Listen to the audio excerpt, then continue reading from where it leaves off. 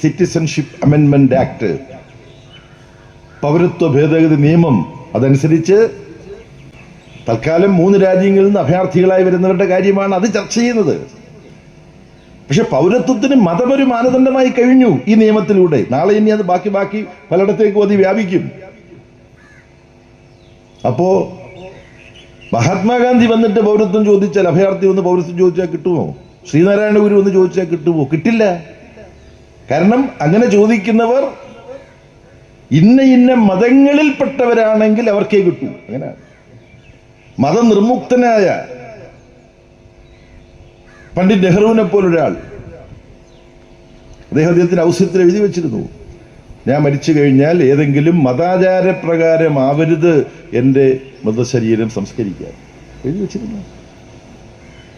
അപ്പൊ ഏതെങ്കിലും മതത്തിൽപ്പെട്ട ആളല്ല ഞാൻ എന്ന് എഴുതി തന്നെ വെച്ചിരുന്നു. നെഹ്റുവിന് കിട്ടുമോ പൗരത്വം?